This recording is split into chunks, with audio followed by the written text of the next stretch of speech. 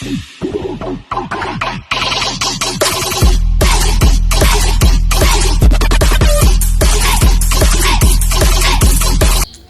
guys, good morning, Happy New Year.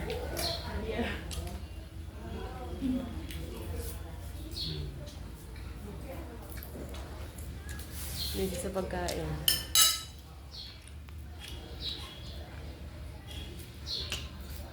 Opo, magalang na gulay. Mabitamina sa katawan. Opo. Ito, opo, maganda sa katawan. Di ba yun upo? Kasi nagluluto kami. Kanya-kanyang gawa. Opo. Hi guys!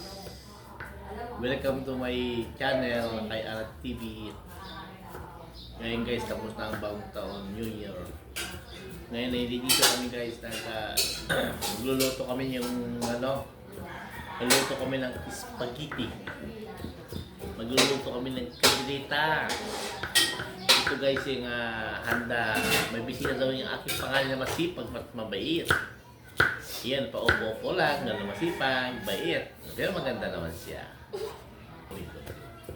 Ito guys yung aming tapos na isang ginagawa namin spaghetti.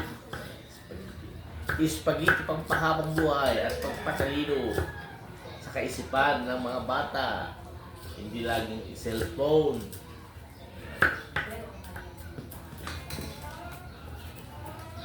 Ulam, ito yung magalang na guys, magalang na gulay yan. Opo. Opo, magalang. At madaming beneficiaries sa katawan. Ayan. Hindi mag-apply ka na tanggalin mo yung mga high blood. Huwag laging baboy. Maganda yung ganitong gulay-gulay. Ayan. May sitaw. Mayroon siyang malunggay at opo, pao. Ayan. Ito yung magalang na gulay sa Quezon Province. Pag yung anak nyo hindi marunong magsalita ng opo, pakainin nyo ng opo o ng gulay, matuto siya magsalita ng opo. Sarap guys. Hindi pa. Pan natin ang opong magulang, magalang ng gulay. Minuto tas.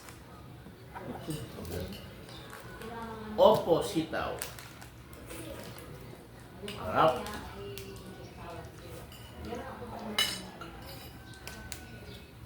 Ito sabi sa saling gulay.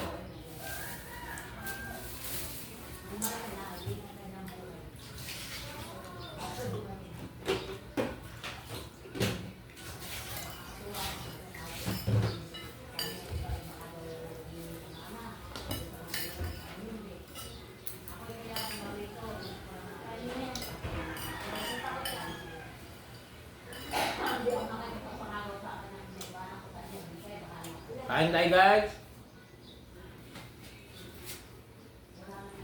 Isaw-saw na patis na mayroong kalamansi. Ayun no. Patis na may kalamansi. Ayan, sarap. Sabayan ng kape. Kape guys. Ganda magkape kayo. Advice ko sa inyo guys. Ang mahilig sa kape, dapat kailangan bago magkape ay may laman ng tiyan, nakakain na kahit konti. Para yung acid hindi siya magkaroon ng acid. Kape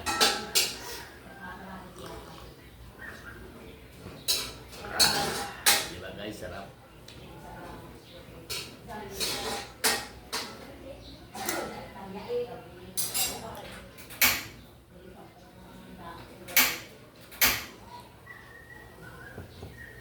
Salamat guys sa iyong panonood.